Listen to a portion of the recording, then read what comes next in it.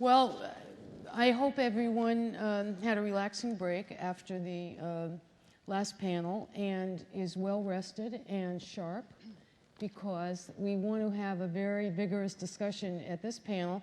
I'm Lynn Tyranny. I'm the Assistant Administrator for Communications.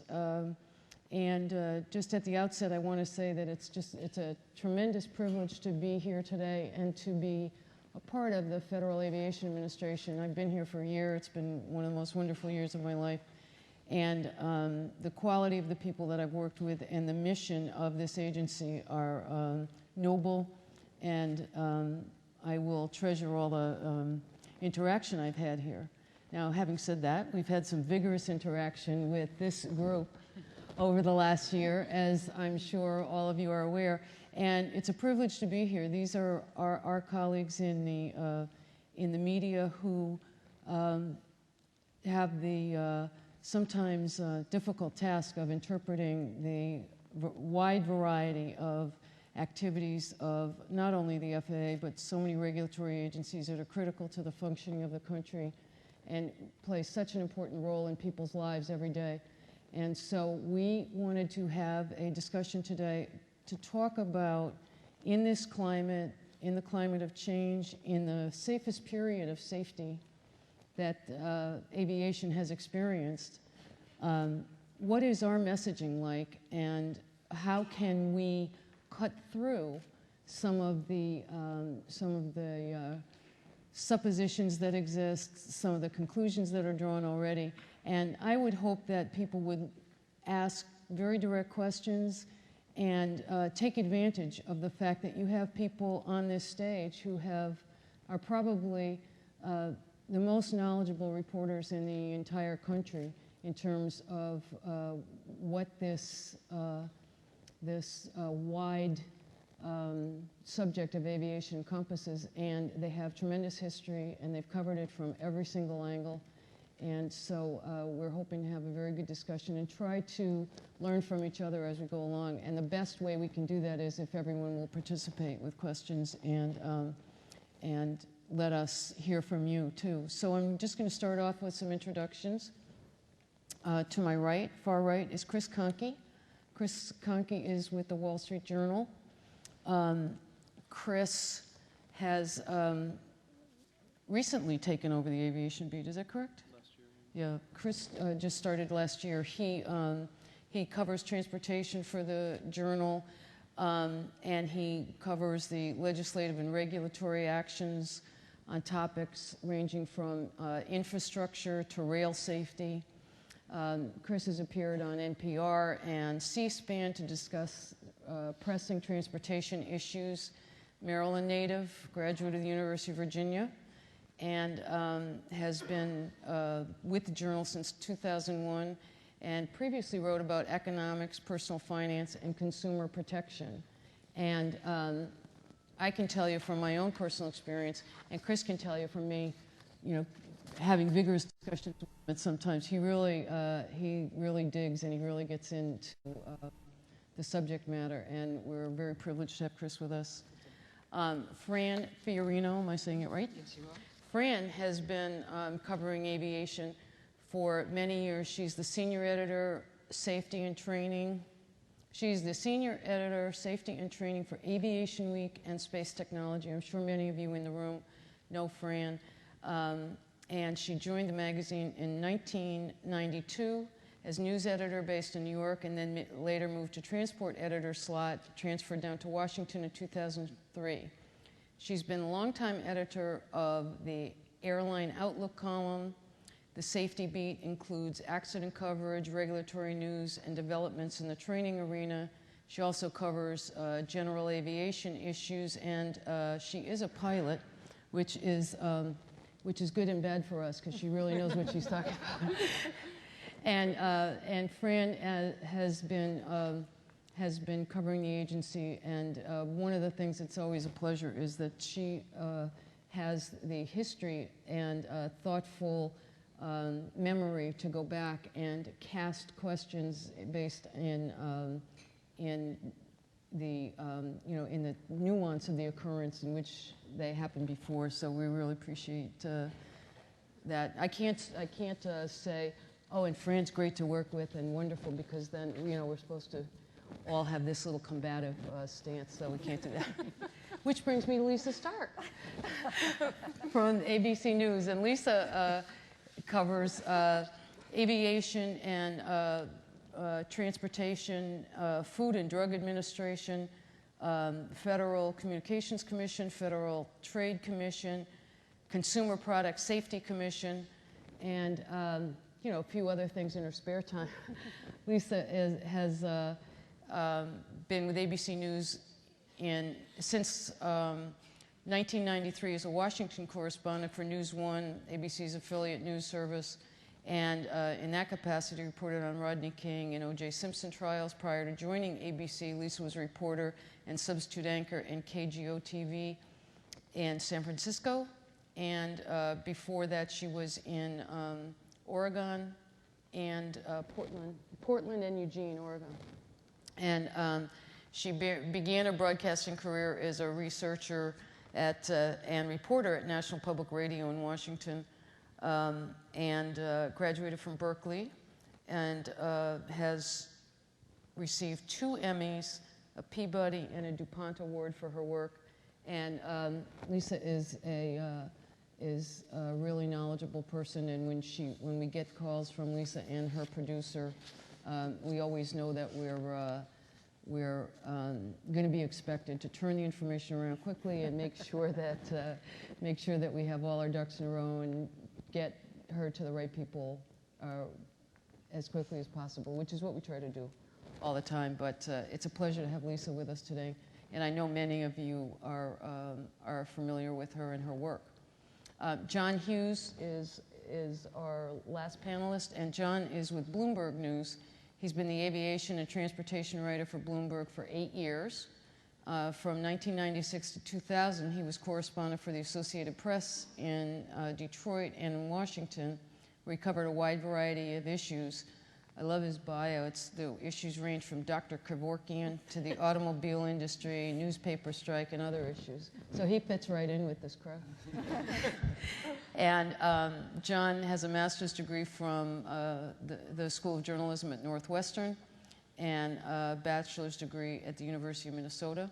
And he's a board member of the National Press Club.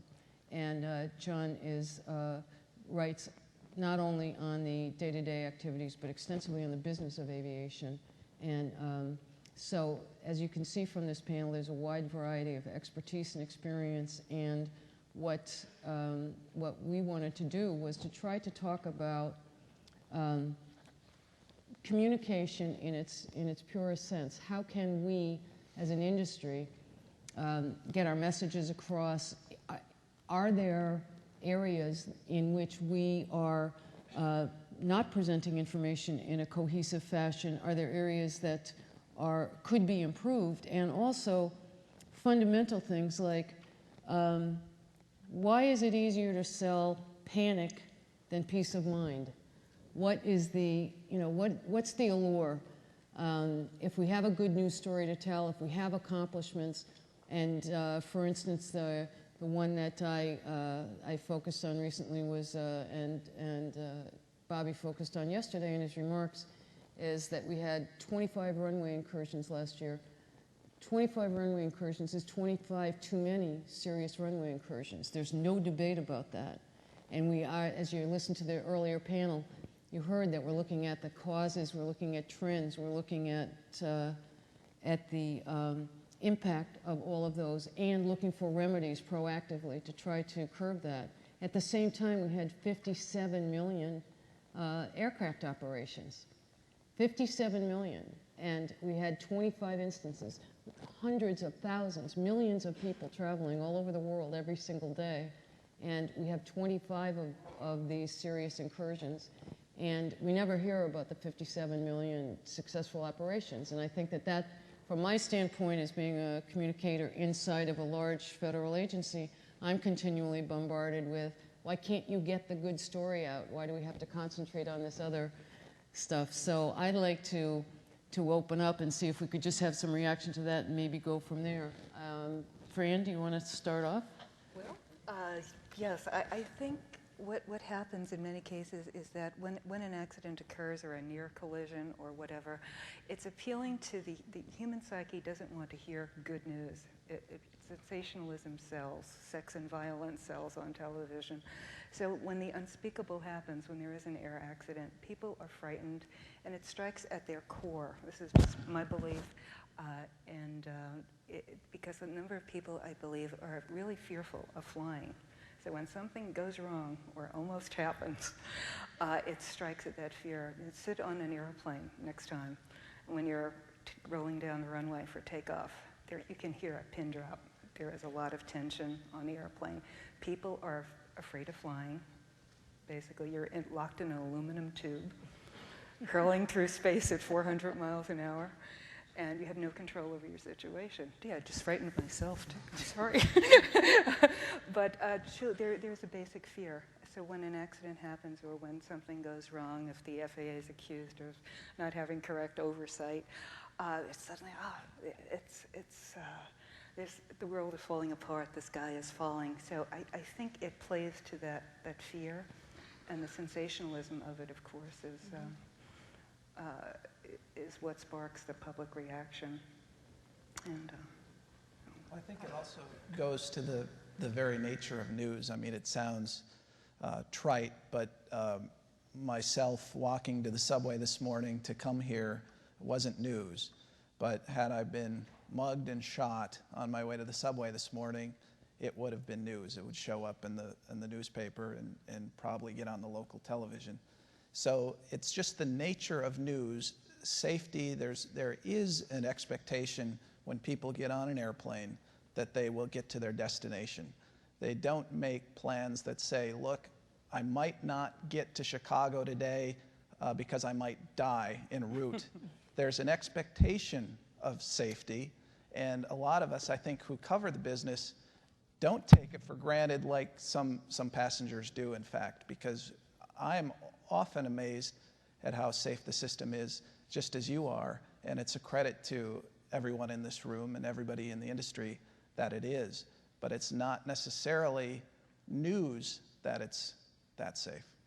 And I have to agree entirely with both of my colleagues here. I think that if you ask people, oh, is it safe to fly? Oh, they'd say, sure. But then if you ask them, well, do you feel secure when you get on a plane? I agree with Fran. You know, you've got those sweaty palms. I have to admit, I'm a pretty good flyer now. I used to be a very fearful flyer. I still check to make sure the flaps are out before the plane goes down the runway, because I'm about to run to the cockpit if I don't see those flaps out. So, you know, I even have my little thing I have to do on planes. So, and I think people are afraid to fly. I agree. They think, how can this thing get in the air? So I think there is a basic fear that these stories play to. And I agree with John. I know this sounds sort of harsh, but you know what? The system's supposed to be safe. That's your job, right? So that's not news. That's what we expect. We expect planes to take off. We expect them to land safely. So when that doesn't happen, that's when it becomes a story. And I agree, it is hard to put it in context, and I can understand why folks like Lynn are so frustrated, because often it doesn't get perhaps the context it should, especially in a minute-and-a-half news story on the nightly news. But I do think there is this sense that the danger is what people are focusing on and what they think about. Chris, do you want to jump in on that? Or? Yeah, I mean, I think everyone's pretty much been right on. First, can I just say how surreal it is to be up on the stage, under lights, answering questions, and Bobby Sturgill and Nick Sabatini in the front row? Are these guys going to ask us questions? Yes, they are. And Chris, they've been waiting a long time to ask you a couple of questions. I think Nick has a list. No, thanks for having me. I'm the new guy here, so I'll bring a fresh and perhaps dumbed down approach to all this. But I agree with everything everybody said. And when we are sort of a passenger on a plane, when we're nervous and you get a bumpy stretch or whatever happens, really the only thing that can console you are those statistics and the thought that the mechanics that take care of the plane have done their job, and that the FAA, which oversees those mechanics, is doing their job. And that's really all you have to fall back on.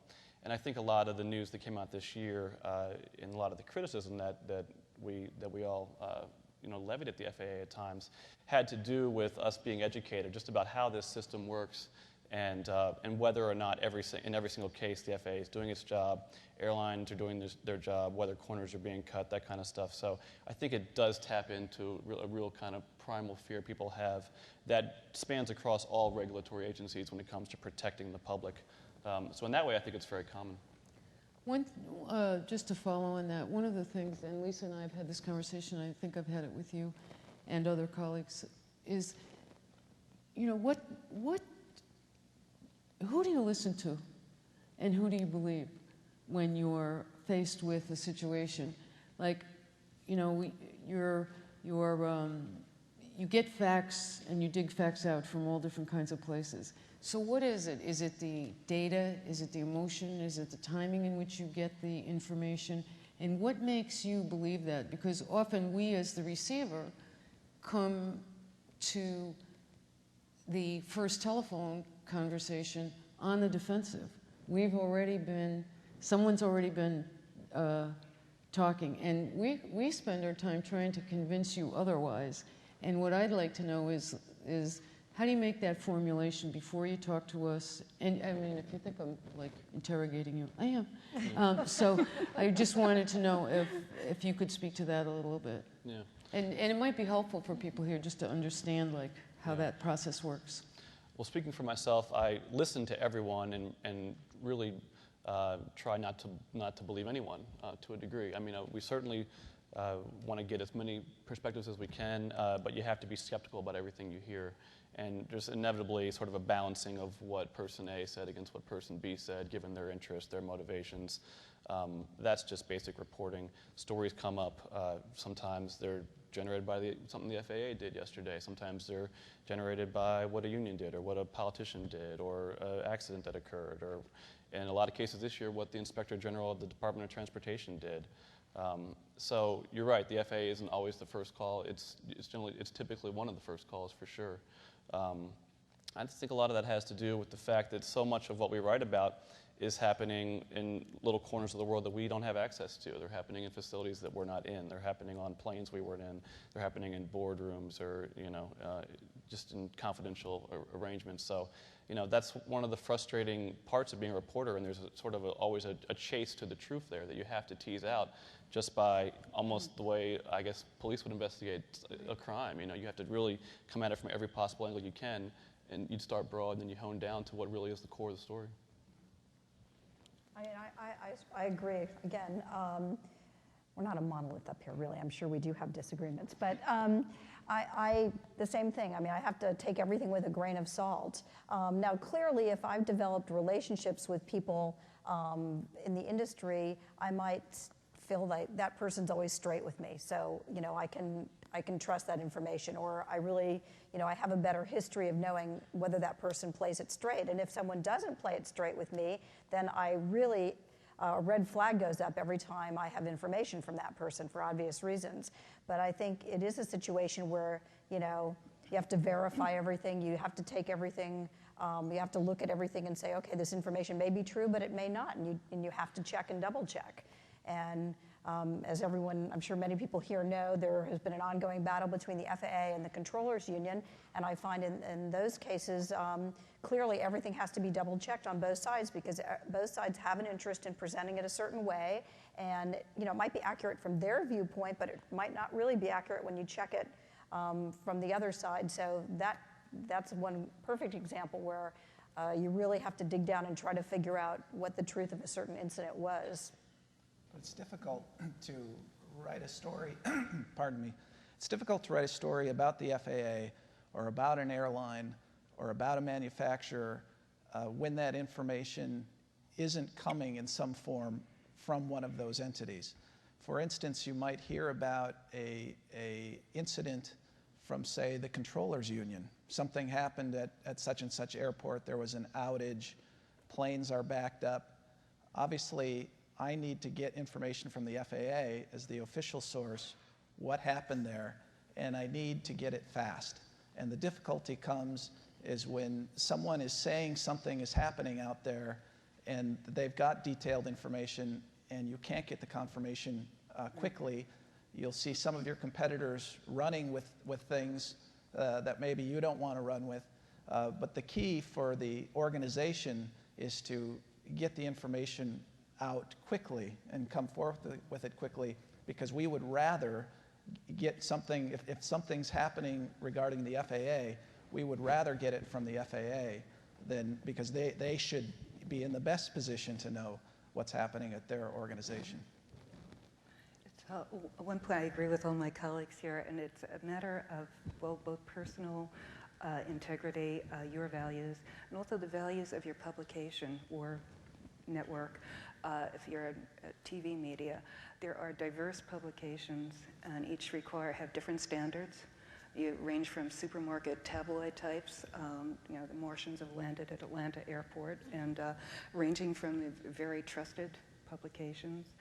And you have to strike a balance in your own reporting and answer to the standards of your publication as well. So there's a fine line there, and as John mentioned, many times you'll see bits of information appear and say, well, wait a second, where are they getting this information? We need confirmation right away. And many times we're not getting it right away, or we're put off by it. And I'm not saying just from the FAA, it might be from NTSB or other agencies. So that can be a problem at times. And, one of the big stories this year, obviously, the word coziness took all new meaning in the aviation lexicon this year. And so just to play that out a little bit, in my experience, the way that I've been able to sort of verify within my own entity, whatever entity I was working for, was to develop a series of relationships with people who I could trust, who I knew could interpret situations for me, and I would go to them and double check with them. But I also need to rely on them to, you know, give me information quickly and all. And I'm certain that you have the same, you know, you've all just said that, you know, that those relationships are very important to you. And when we look at this industry and how we were pilloried for having close relationships with agencies and with people that we do business with, we just had a panel that talked about the critical importance of sharing information, sharing voluntary information, being thoroughly familiar with the actions of all the entities across the board, and sharing that information and doing something with it. So I was wondering if we could just talk a little bit about how you think the coziness, you know, just looking back at the history of the coverage this year, how did that go so wrong? And I mean, we know that there were individual actions by individual people that overstepped the bounds. But at the same time, one of the things that happened was that the entire concept of having close relationships with industry partners sort of wound up in the mix and took a bad hit. And I think one of the reasons we are enjoying the safest period in aviation is because we have just those close relationships. So I don't know if you'd like to react to that or have any comment on that. She's or looking tell at me. On Lisa?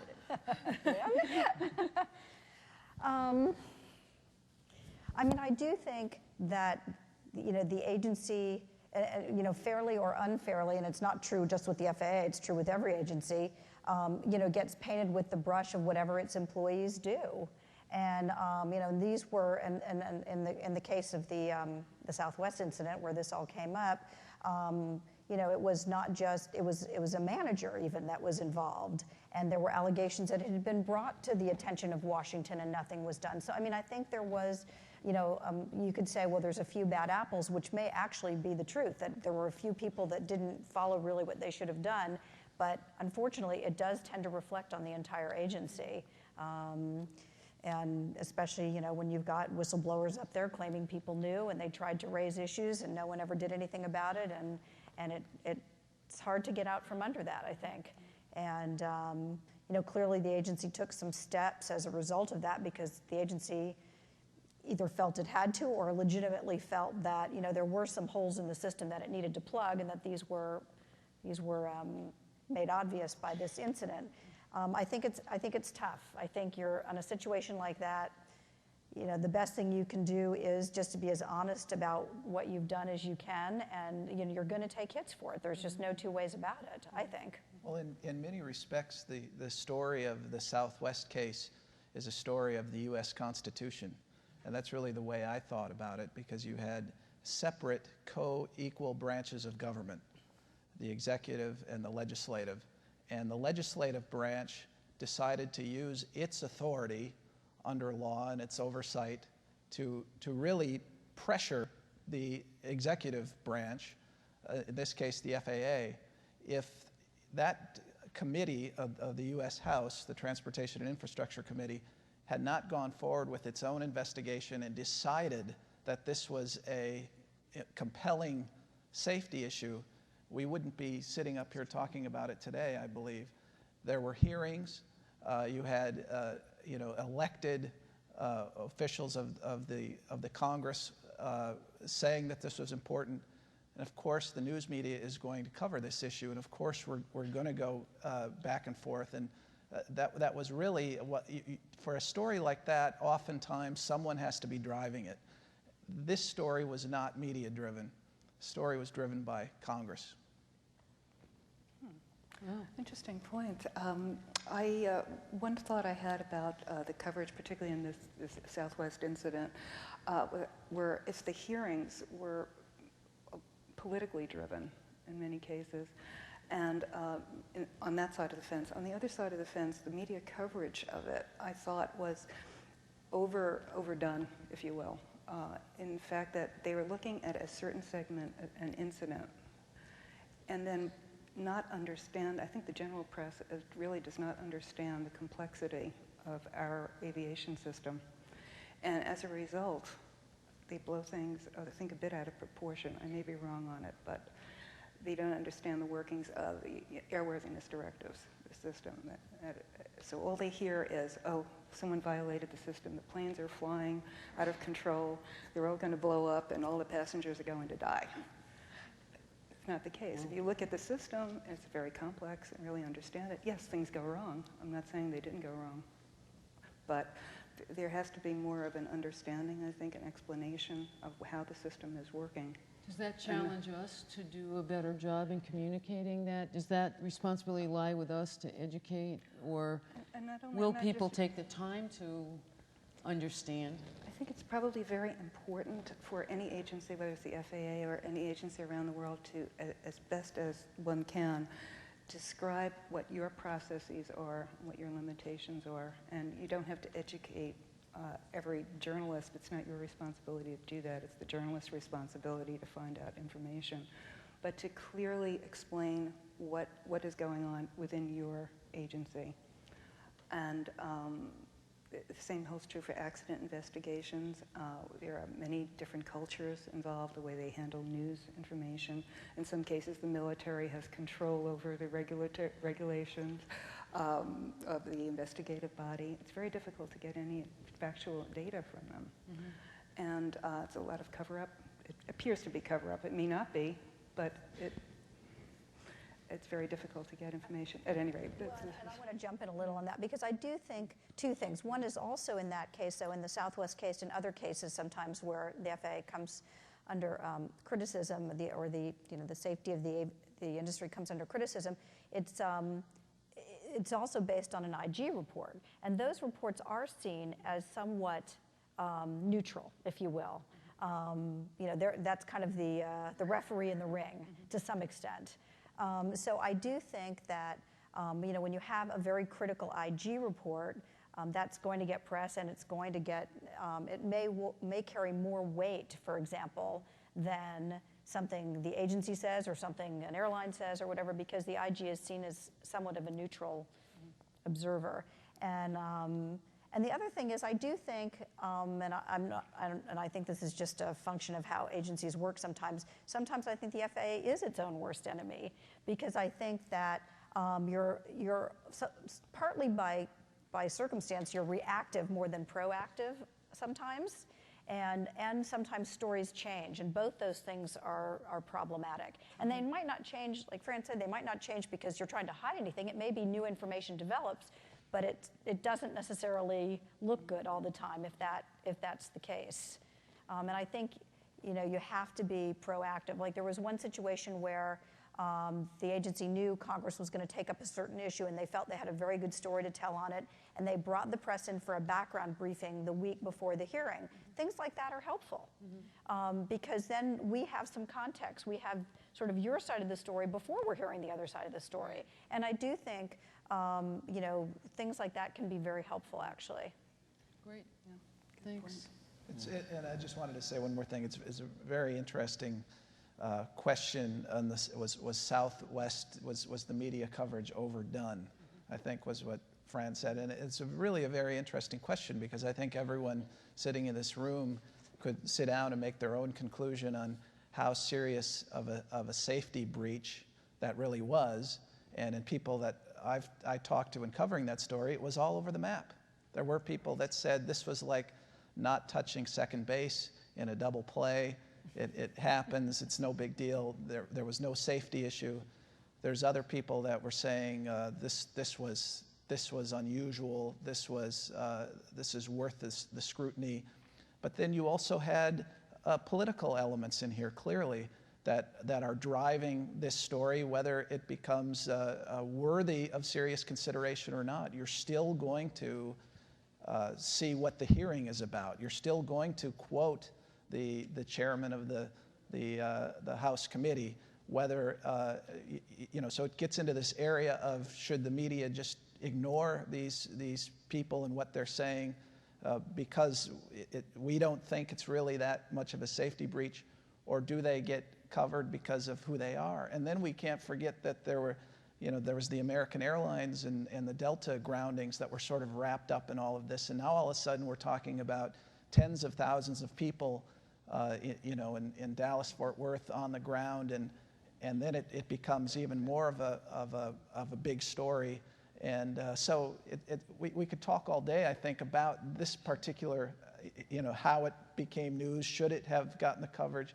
It's very interesting, but it became what it became. Yeah. Well, I think part going back to the very first comments about individual people being afraid to fly, a lot of what drives us is the individual experience of the end user, the passenger. And once the American Airlines incident happened, now you not only have the regulatory end of it, you have the airline end of it, you have the safety end, the congressional end, but now you've got hundreds of stranded passengers who are more than willing to share their opinion with you of not being able to get anywhere. So the array of voices in the fray also increased tremendously. One of the things that we've struggled with is the fact that when we're talking about the general public, we're talking about public confidence and public confidence in the system, public confidence in the system worldwide. And it goes back to your initial comments about fear. And I'm wondering if you could talk a little bit about the reporter's role in developing stories.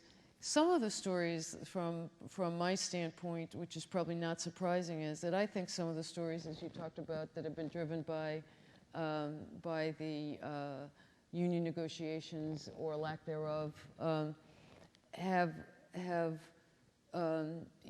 chased the fear, concern, and in some cases really set to undermine public confidence in the entire system. And it's about in that particular instance, it's about money. It's about is it about money? Is it about the real stress of the job? Is it, without getting into that particular, the nuances of that particular labor fray. However, the spillover is that you're getting stories, you're hearing tips, you're getting information from people. Does the role that you have in portraying those stories and which possibly lead to an undermining of public confidence, does that play in? Do you think about that? Do you watch for that? Or how does that whole area of public confidence play in? Maybe you could take that one, Chris. You definitely have that in mind, for sure. I mean, you want to be credible. We want to be responsible in what you're reporting. You have to balance the controllers' union's repeated statements that the margin of safety has been reduced through this conflict with the FAA against the FAA's continued insistence that the system is safe and the safety has not been compromised in any way. For me, when I think about sort of our readers, what I hope they're going to get out of this is it really goes back more toward as it concerns the FAA, whether the FAA is doing its job and whether the FAA is vital, whether it's necessary, what role it's playing. Because I think that everyone assumes that airlines have every incentive to provide as much safety as possible. But what has been really intriguing to me in this whole tale this year has been the role of the FAA and how much confidence the public can have in that institution, and whether the FAA needs to be doing more. As it has announced a raft of changes all year long that have been designed to restore public confidence. And Bobby and Nick have said that repeatedly in their hearings, and the Inspector General has said it repeatedly in his reports that it's very vital that the American public remains confident in the system. So it's certainly top of mind for reporters, I think, when we go to doing our stories.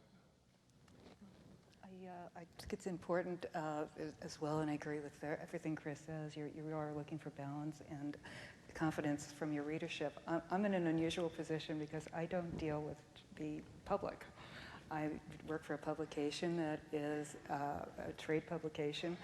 My audience is industry, who understand the complexity, but I am driven, my publication is driven to find all the factual data possible. So in that sense, we always have to strive for the balance and make sure that the information we're getting out there, because it eventually leaks out to the public, it is solid, and that people continue to have confidence in what is said. So.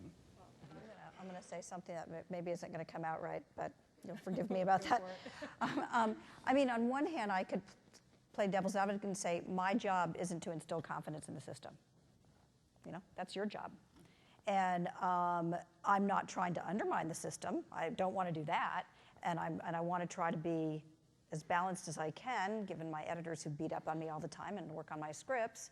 But I don't want to say something that I think is incendiary or inaccurate or will paint a false picture about the safety of the system. I mean, I would be very careful about that. But as I go back to, my job isn't to make the public feel safe about the aviation system. My job is to make the public informed and aware about what's going on with the system, the good, the bad, whatever. So certainly I do keep in mind, boy, is this accurate? And if I say this, are people going to get the wrong impression? And I obviously look at that. But again, my job isn't to be a cheerleader for the safety of the aviation system. I think we do have a responsibility, however, to try to quote people that know what they're talking about. And I know that's a frustration by people in the industry where when something happens, inevitably you'll get a certain person who shows up seemingly on television or in articles, and they're widely viewed by people in the industry and even reporters who cover the industry pretty closely as really not knowing what they're talking about. And we in the media fail oftentimes. We give inches and airtime to the wrong people. And in my 8 years, I've gotten better at that. And I appreciate when people bring that to my attention. Are you aware that so-and-so is working for such and such? Because sometimes you don't know always a consultant's background or their angle. We're approached by countless numbers of people that say, we want to talk about this. I'm an expert on this. And sometimes when deadlines are short, it's very difficult to sort out the wheat from the chaff, so to speak. But we really need to do a good job of that, and we don't always do. And I will put in I will follow on that. I mean, I agree wholeheartedly. There are certain people who I will not put on the air because You might see them quoted elsewhere, but I feel that they have a vested interest or don't really know what they're talking about. And I always, when I do panels like this, people always come up to me and say, why do you talk to that person, or why do you talk to that person? And I always say, well, because people like you aren't willing to talk to me.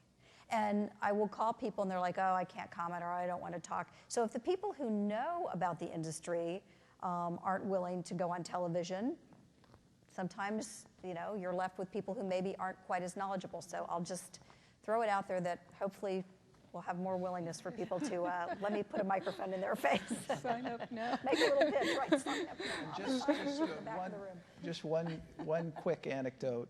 There's a certain person that I will not quote, and this person was on television during the Southwest incident somewhere, and my boss's boss's boss knows about this person, saw this person, and I was ordered to call this person and try to talk to them.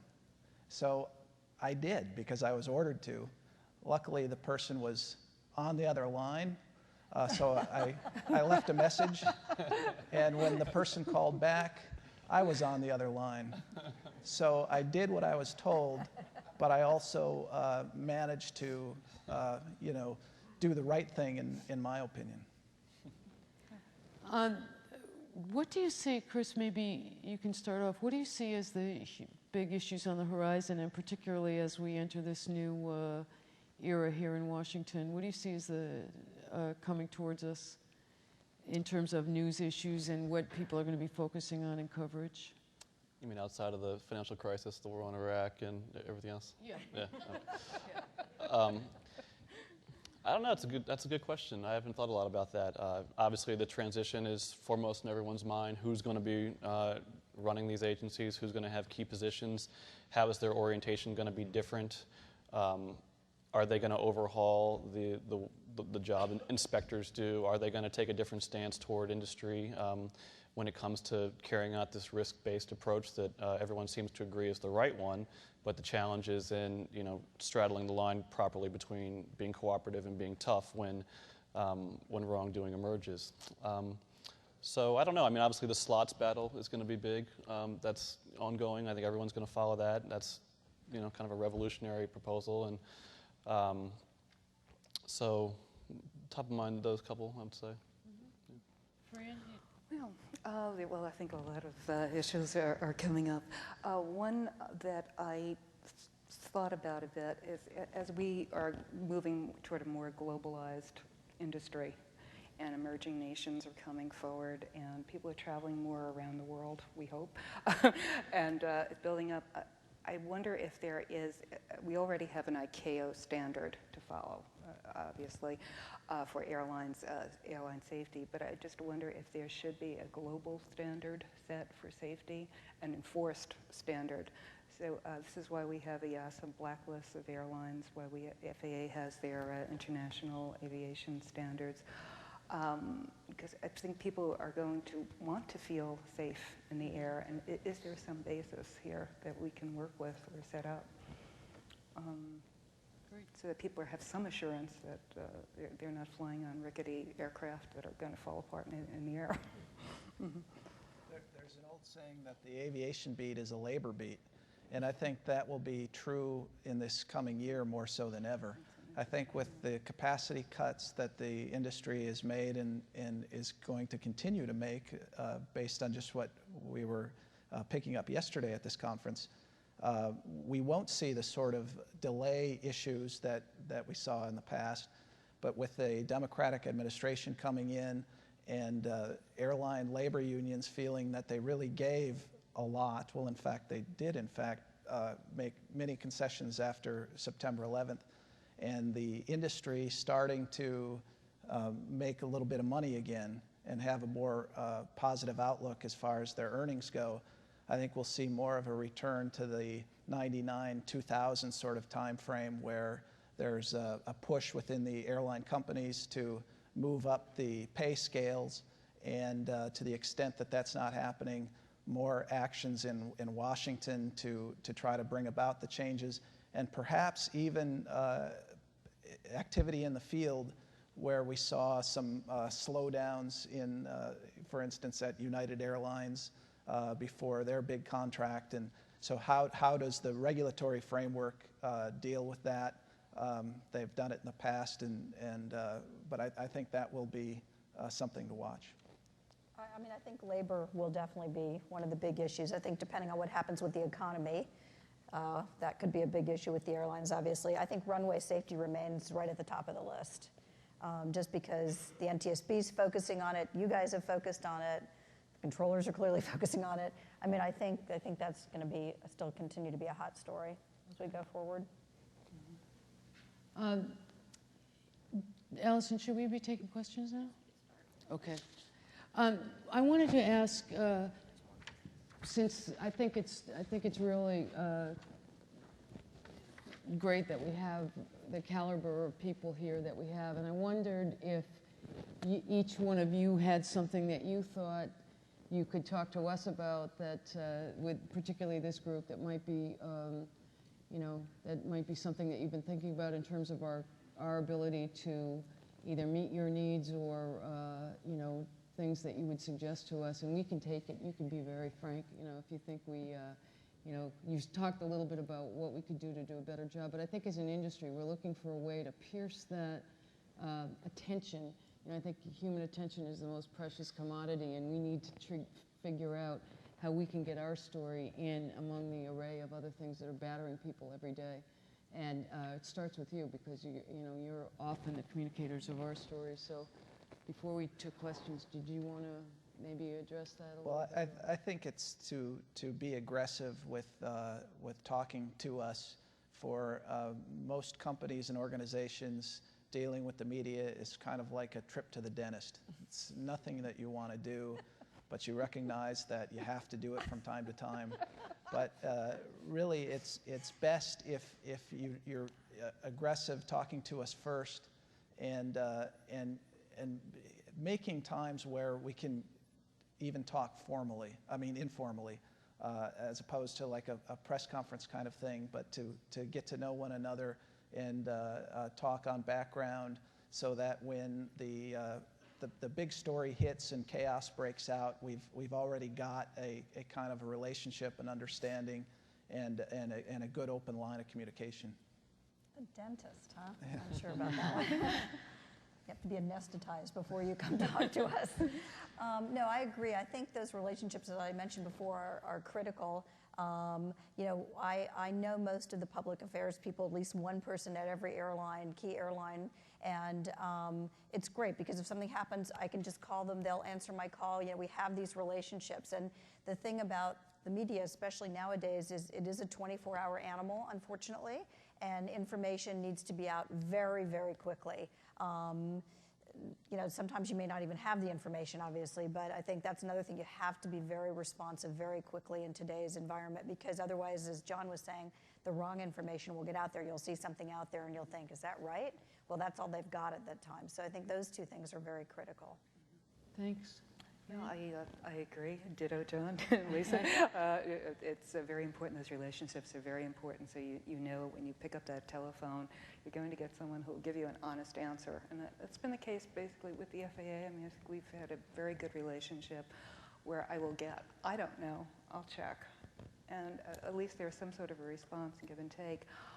The meetings Lisa mentioned earlier made that point about the briefings prior to a major event or the investigation or what have you. They're very helpful.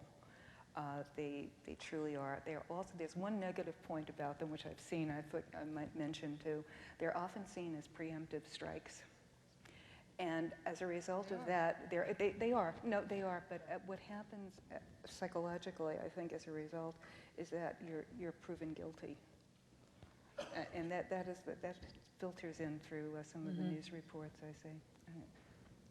So, I could go on for a long time about this, but I think it all falls under the head of being proactive more with us. I mean, I'd say first off, realize, we welcome all calls. There's a lot of, you can talk on background, not for attribution, you can establish ground rules. Just, we need to be educated on these issues. The FAA has been doing this more in terms of bringing us in and having sort of periodic, briefings on topics that necessarily aren't in the news at the moment, but might be down the road. But I think one thing that I'm really hungry for is help, getting sort of beneath the surface on next gen, on understanding this risk-based approach. And I think in order for that to happen, airlines have to take us inside, their rooms. The FAA has to take us, to their inspectors' offices or to control towers, and show us, well, why is this better? How is it different than what came before? Or when it comes to the risk-based approach, showing how we saw this pattern in the data over time, and it was indicating this might happen, so we did this. I mean, not being afraid to talk about, some of the things we've overcome. The sense I get is that one of the problems with this cooperation between the industry and the FAA is that there's a lot of confidentiality that has to go along with this risk-based approach. All this data is, flowing through these databases, and maybe you can't share incidents with reporters sometimes or whatever. But I think you have to really push back on that, and I would really like to encourage everyone to push back on that and bring us inside and tell us, this story. Show us how the system is evolving. Don't be afraid of that, because otherwise, I think sometimes we wind up with the situation, this classic DC situation that happened this year that John said, where wrongdoing was exposed by other people. The FAA wasn't out in front of it saying, this is an issue we're grappling with, and that sets everybody, I think, on the wrong defensive mode. So just encourage everyone to be very proactive and also interactive. If I say something wrong in a story, please let me know. They will. Yeah, well, they don't enough, I mean, you get some mail, but I know people sometimes don't engage with us. So particularly the way the world, the media is going right now, where my medium is dying and the internet is becoming more important. It's the interactive nature is vital. So that's my plea. And it's interesting because this was brought home to me recently. There was an FAA official who retired, and I was lucky enough to go to his luncheon, and he talked about the accident in Canada with the Air France jet, going off the runway and bursting in flames and everyone getting out alive. And he said, the media kept saying, oh, it's just luck, and look at this. He goes, it's not luck, it's years of work making these things, less flame retardant, more flame retardant, and doing all this work. And I thought, that's really interesting. And was that story told? Did anyone, present that viewpoint at the time? Maybe they did, and it just got lost in all the, human drama. But I think, don't be afraid to tell us the good news. I can't always guarantee it's going to get in the piece, but it's good to have that perspective, because I think sometimes we don't hear that perspective. One thing I'd like to know, and maybe this is not the place to raise the question, but I'd really like to know what it is that creates problems for you as an agency, and any agency. What are your biggest problems with reporting? Time. I know. Well, just one. Where do you run into the barriers? What is your biggest problem? Well, I think for us, constantly being on the defensive, fighting off things that we know not to be true. We know that they're being misinterpreted, and people come in with a set. It's a lot harder to unconvince somebody about a point of view than it is to try to sell a story, I think. And so that's our problem. And I think one of the things that comes about is that, we oftentimes, we try to sell good stories. We try to sell features. Nobody cares too much about good features anymore, but we have some really great features, and we try to sell them. And it's easier to put a twist on it, like that it's a controversy, and so that's a problem. And I think we've worked very hard to do that. But being there first, I'd love to be the first call. I've often had this conversation with Joan Lowy from the AP, and Joan's got a tough job. She's on the desk at the AP, and I say to her, do you ever call me first? Please call me first, so that we can try to get the facts out straight. But, you guys have a valid point that if it takes me 15 minutes to dig it out, and she's got another FAA source who's telling her that something's going on in a control tower in Houston, she's got somebody that she's going to go. So it's a tough thing. I would love to be in a position to have the first call and dig my story up and be ready, and/or make the first call. That's one of our issues. I've been handed questions that have come from email, and one of the questions that we would like to delve into is, during accident investigation, conclusions are often reached before proper investigation is concluded. Do you feel it's important for journalists around the globe, especially in developing countries, to have education and training in aviation, and particularly in aviation accident investigation, so that they understand when that's coming? Has that helped? Yes, and yes. Okay. That was an easy answer. Yeah, and I would add that it's almost an impossible job to do that. The manufacturers, I think, in airlines and regulators do a good job with those of us that cover the beat regularly. Unfortunately, when a big accident happens, you're dealing with a lot of media from that town, wherever the plane, has the accident. There's going to be a lot of media that this is their first aviation incident ever. And so you're going to have a horde of people, some of whom have been trained and know the questions to ask and the stories to write, some who show up saying, what happened? Tell us what happened. Who did it? And so you can train and train and train, and you really should try to do that and continue to do that, but also realizing that in some respects it's a hopeless cause, because you can't get to every community in the world and reach those sort of general assignment reporters. But I think it is very important for reporters who are covering transportation, particularly aviation, if you get involved with an accident. First, the NTSB has a wonderful class. It's very short. It's a one-day class for media on what happens at an accident, what goes on during an investigation, and it is very helpful and very good. Also, here again, it's human nature. You want an answer to the unspeakable right away. It's not going to happen. And again, general press does not understand that an accident investigation is a very lengthy process. They want answers, and it's human nature. You want to know. You don't want to. So it really would be very helpful to at least get some sort of training training, or at least impart information about the process, whatever your country does. Just explain it clearly as possible, and just say we cannot provide information, because you want to get accurate information out there. Okay. It's very easy for people to deduce. Just recently there was an accident where the agency said it was probably due to a flap falling off the aircraft. Mm-hmm. That's the cause of the aircraft. Well, it was 2 days old, so. Right. Yeah. Do we have questions from members of the audience who would like to? Right down here. Yes, Hold on one sec. They're bringing you a mic, Jerry. I'm Jerry Levy, and I work in FAA Communications. I don't want to gang up on you here, but it seems to me, and we noticed this during the contract negotiations, and again after the Southwest situation, that the most outrageous comment seems to drive the news. Even though, John, you referred to the fact that some of this stuff was driven by politics, et cetera. It seems like we're always catching up.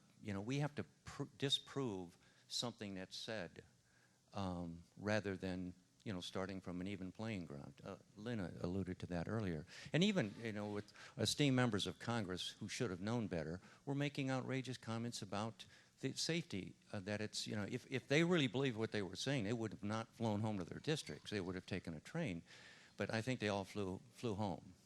So does anybody ever get into those stories, even if they're second and third day stories, like, this was politically driven and here's what's going on, or the labor union has got contract negotiations and here's the typical labor contract? Would someone speak to that? Because it bothers me tremendously.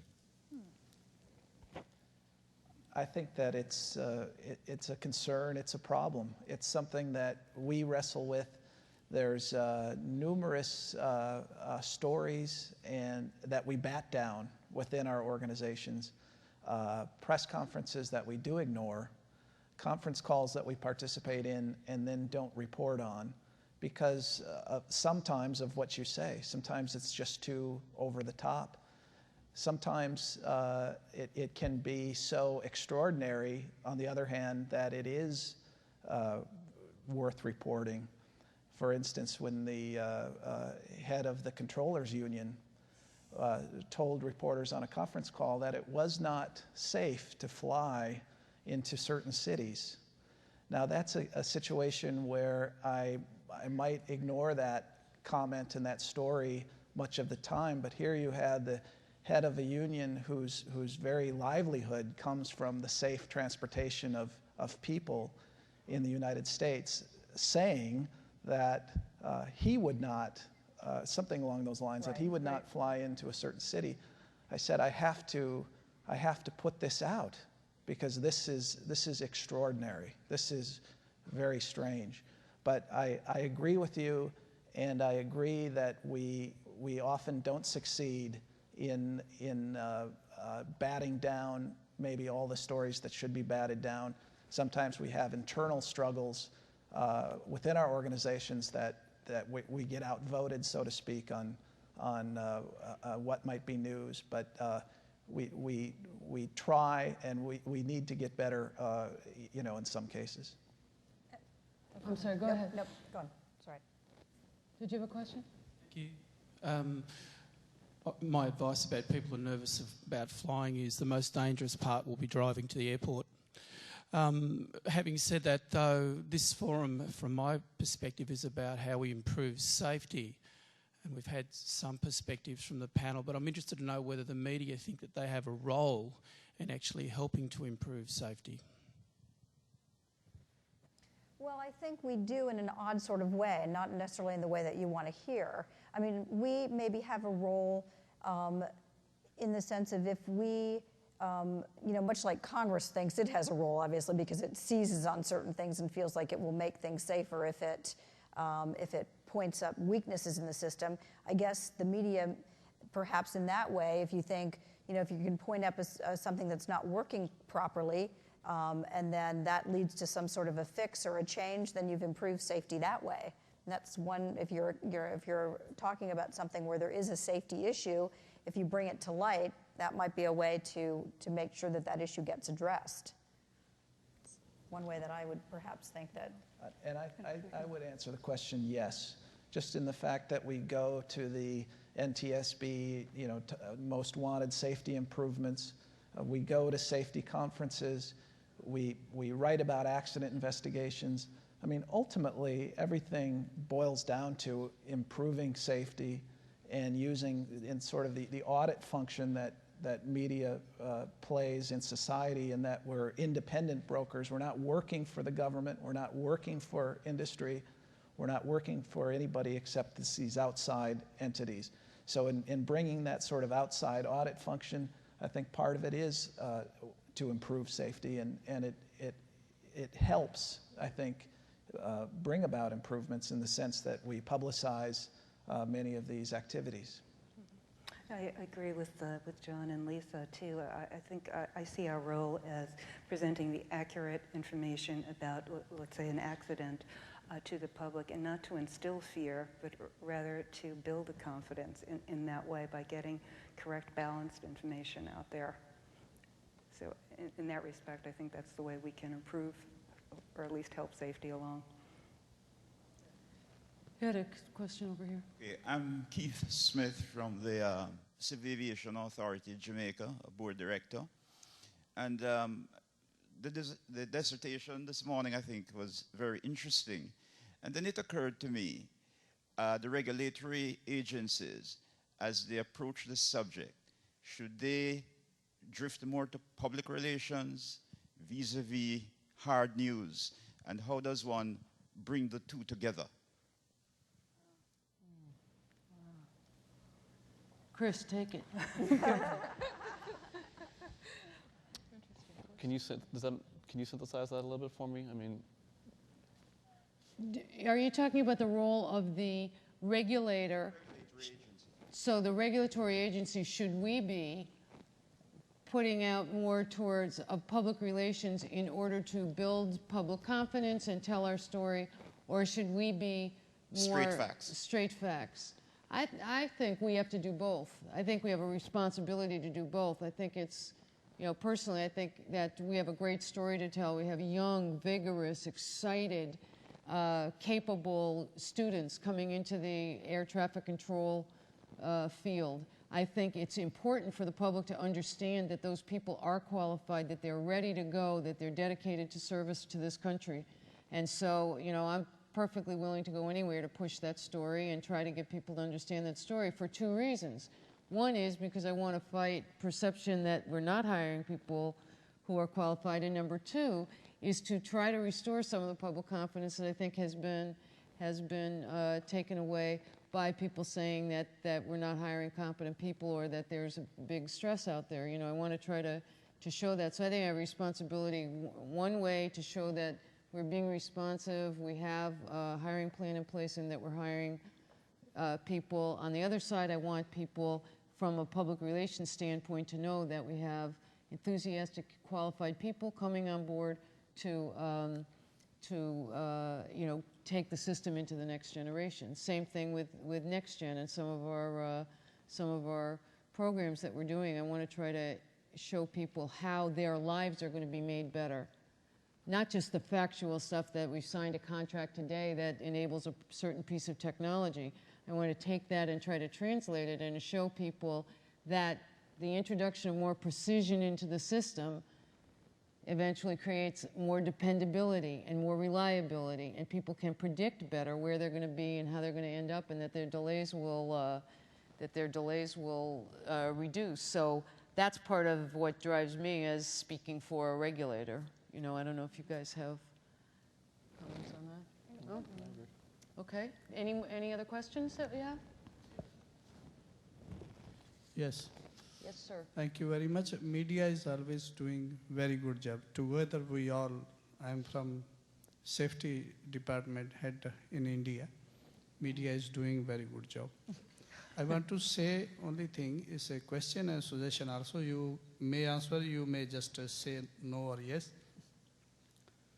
There should be some limit of reporting the information. Whenever some good or bad thing happens, you have right, you should report to the public, fine.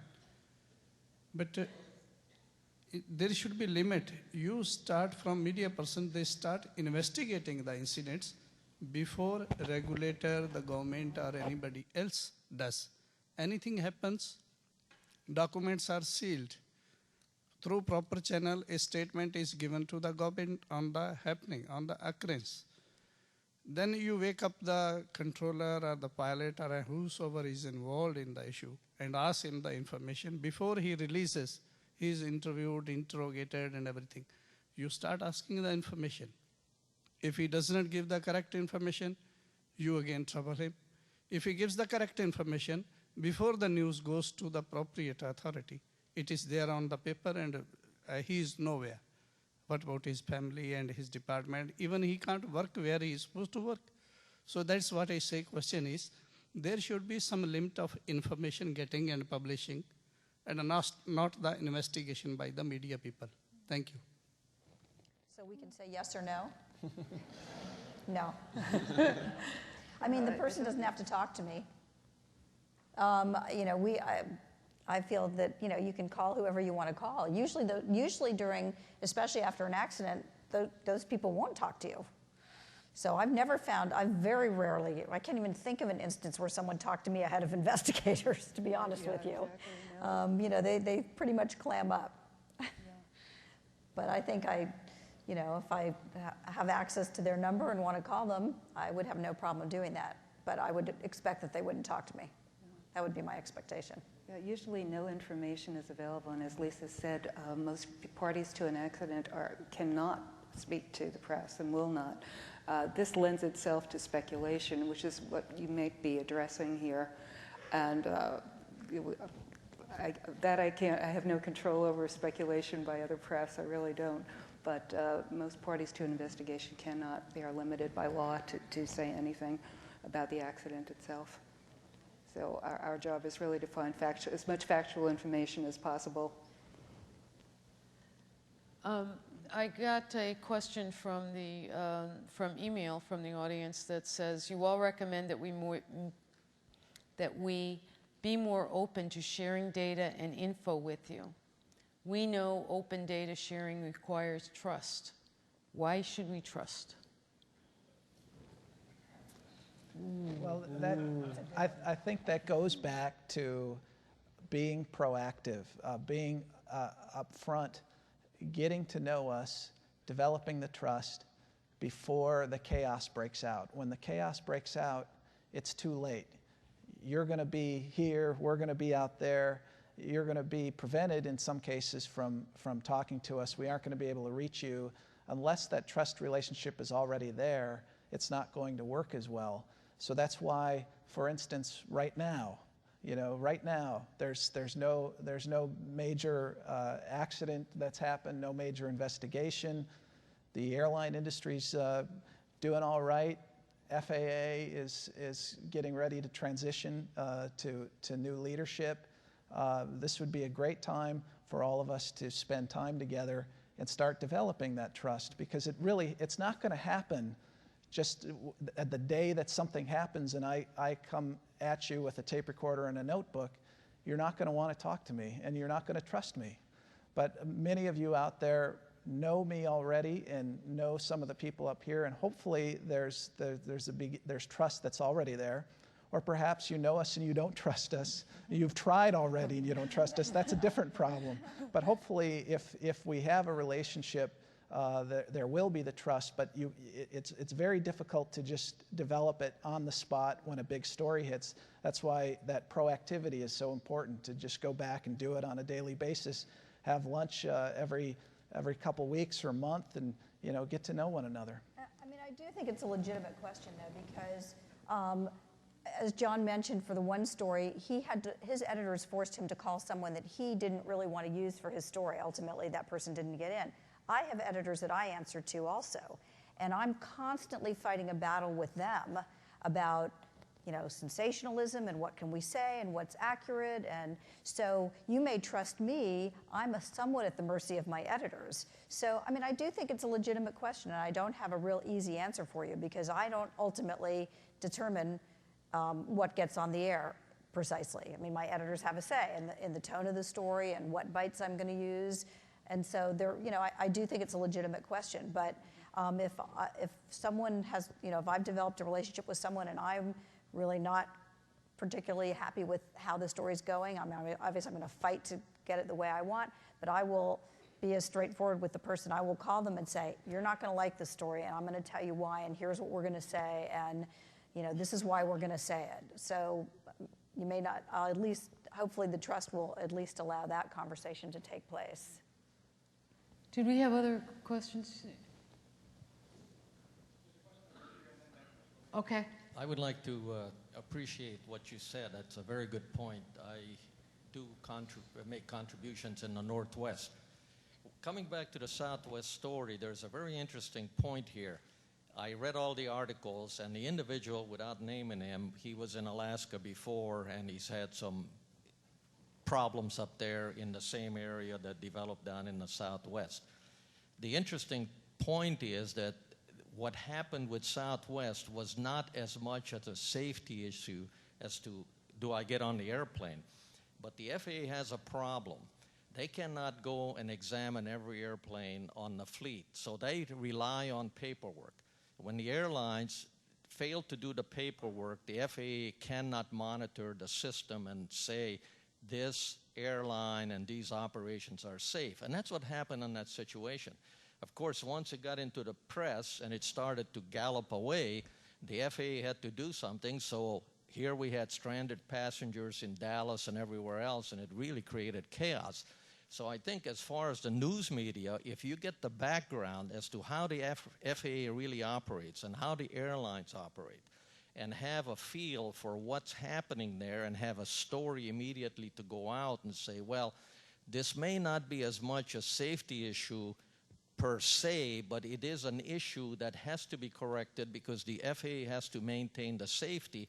And if they don't turn in the paperwork and everything is sloppy, then the FAA doesn't have a way to monitor it, which never really came across. And so as a consequence, I think a lot of people ended up missing their flights, and they were delayed and all kinds of problems, bad headlines for the FAA. And I think that it's important, and you brought up a very interesting point, is that if you develop good contacts and you can call someone and immediately have the information, which is probably difficult for the FAA officials to put out. But someone else can come out and say, yeah, we do have a problem. It's an inspection problem that the FAA has to have this data, but it doesn't mean that you cannot get on an airplane and not have a safe flight. We have a problem here, but it should be corrected. So it's a little background information for the folks. And I think it's a good way to go is to develop contacts so that you always have information available. Thank you. There was another question on this side, I think.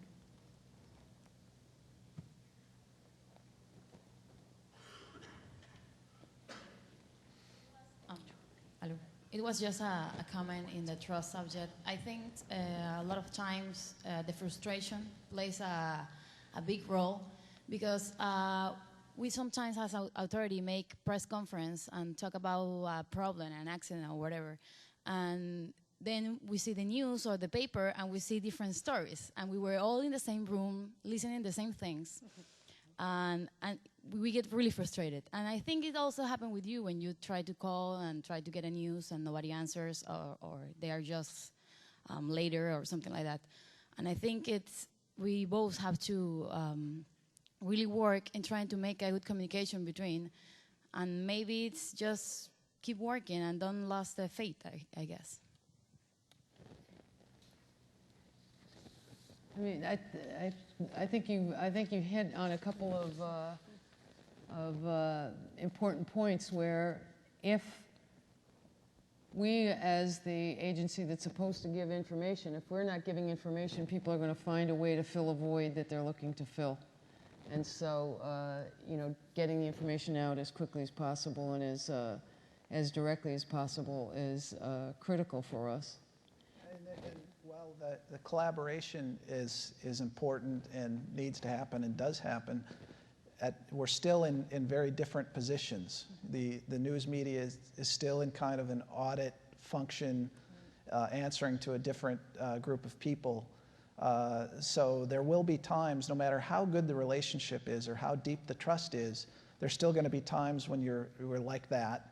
And as long as both sides have that understanding, I think we can go forth and do our jobs. And one thought that I had during that whole Southwest situation was how, you know, years ago, the huge safety stories were always accidents. And I think it shows how the system has evolved and improved, that all of this attention, all of this media attention was on this compliance issue. Nobody died. There were people that were stuck in airports, yes, but everyone lived. And so what a wonderful era that we're in, that is the focus, and we're focusing on issues long before you get to the accident stage. So I think that also speaks to the system we have. I have one question here from the crowd from email, and the question is, any chance of a story about the value of GA instead of the recent way business aviation seems to be vilified? I'm going to read this whole question. Excluding 3 individuals from Detroit, business aviation actually has some value to the greater economy. Would anyone like to talk about the value of general aviation? Maybe we'll turn to Fran. One issue that's dear to my heart, being a GA pilot too, is the perception of general aviation. It was, if anyone attended the general aviation session yesterday, it was excellent and very well presented. There is a misconception of what general aviation is, does, what it consists of.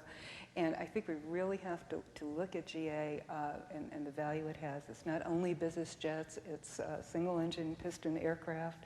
It covers a host of things, but it's very important to the community. And now we have very light jets coming in, linking small communities. It's playing a vital role. And I think more information, correct information, has to get out there about what GA is. It's not the little guys wrecking the airspace. It is not. Believe me, it's a very complex system, and GA has great value. I forget what percentage of the GDP it has. I forget, but it's an enormous amount.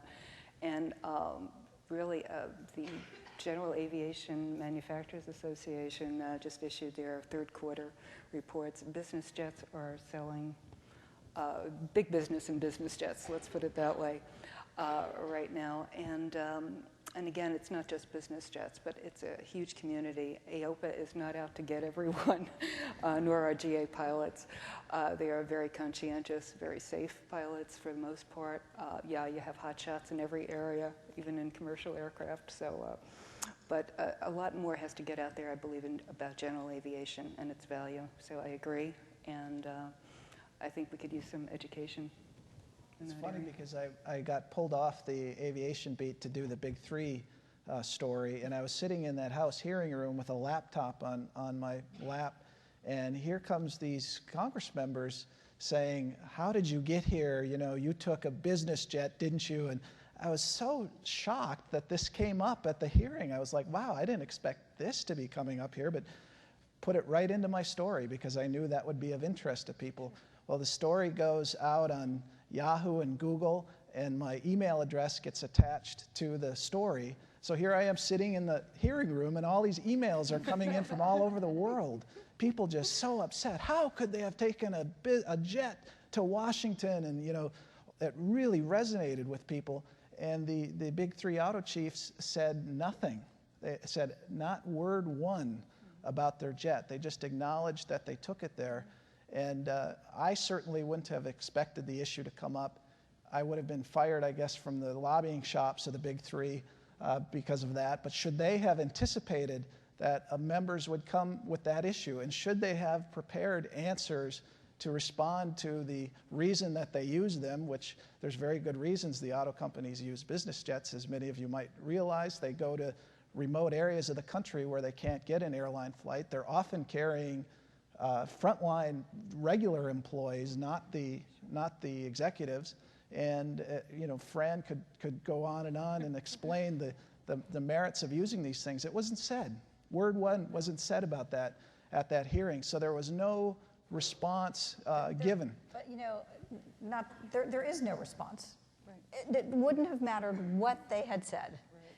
Because when you come asking Congress for $25 billion, it doesn't look good when you're flying to Washington on your business jet. And they could have, I mean, there's no question, there's reasons, and they have busy people, and they're trying to do all these schedules.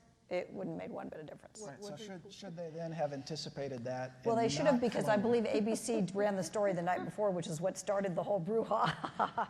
I didn't do it, actually. It was our investigative unit.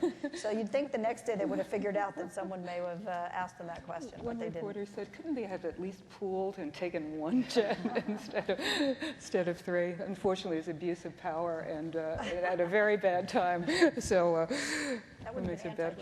Right. Collusion. Do we have any more questions from the audience? Okay, we have one more question over here.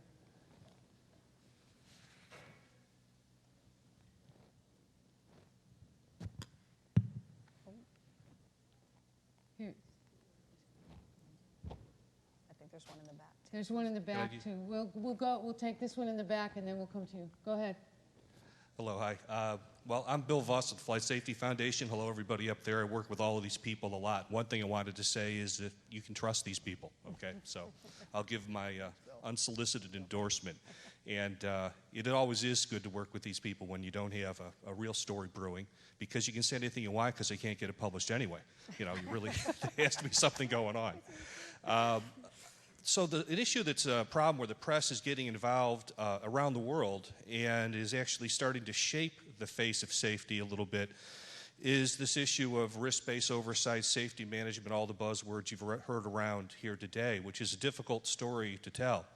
But yet, in the last 18 months in Canada, the U.S., and Australia, in all three places, the regulator has been taken to task rather aggressively all three times in a political context about this. And it seems very interesting that those are all one of the three safest places in the world to fly an airplane. And yet, all it takes is one word like coziness, and no crashes for a decade or whatever else goes out the window. And you start indicting what's been a globally accepted method of doing business. Is there any way you can see that we can inoculate ourselves to some degree? Because right now we're really banking on an approach that seems very fragile All somebody has to do is throw a couple of words out in public on it, and the thing kind of crumbles. And if these leading nations fail at this, then what's the reaction of the rest of the world is trying to follow? Thank you.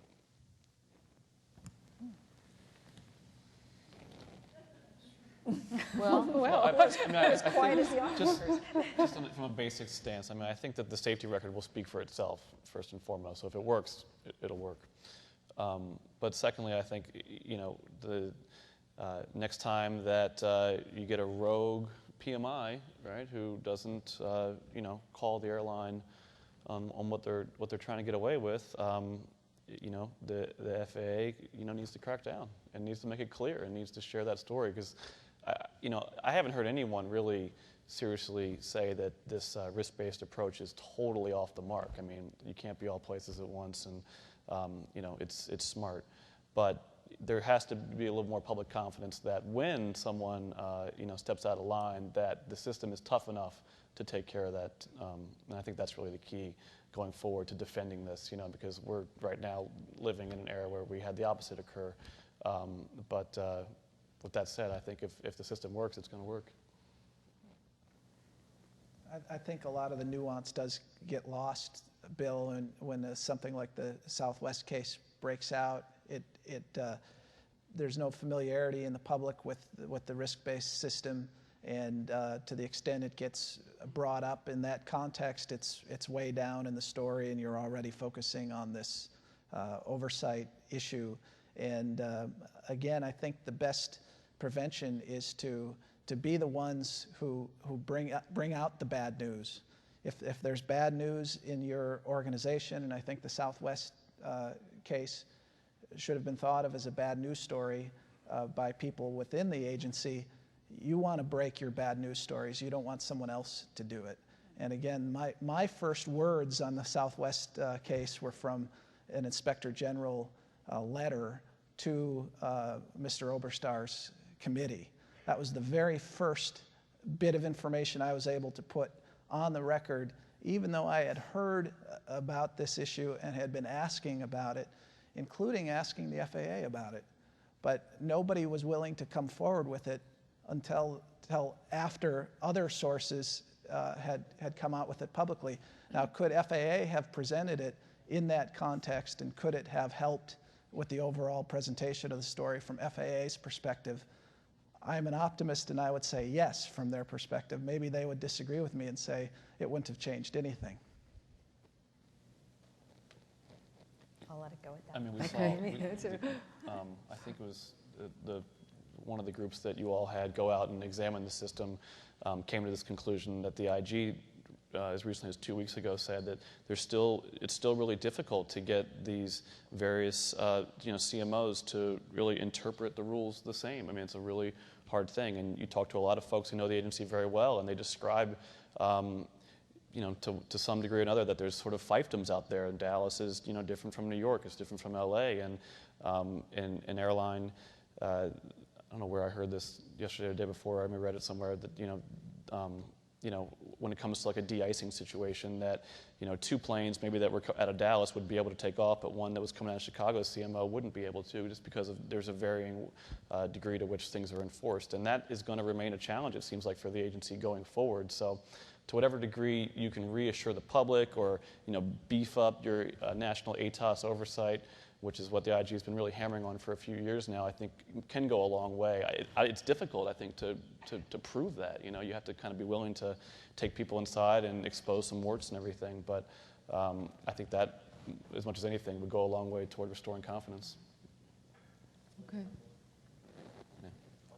From you? No, we just have one more question over here that we had. Thank you very much. My name is Anwar Kiani from South Africa.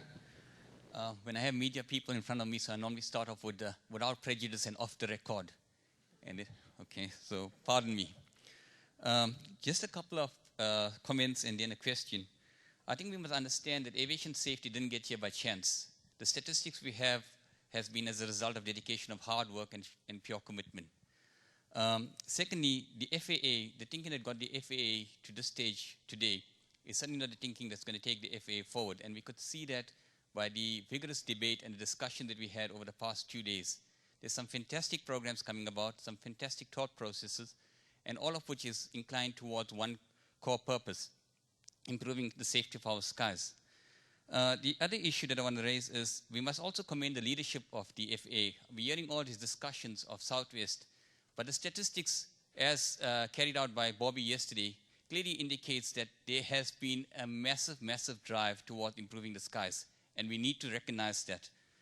I think when we talk about reporting, the word selective reporting comes about, and we need to understand that there are two words, which is balanced approach. All these statistics that we have spoken about needs to be put into perspective when we're reporting on an accident or incident. Because whilst FAA may sell newspapers or sell television coverage, it is the pure statistics that will drive confidence into the system.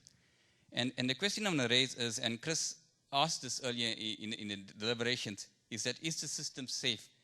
My question is, you should be asking yourself a very clear question: is the integrity of the system safe?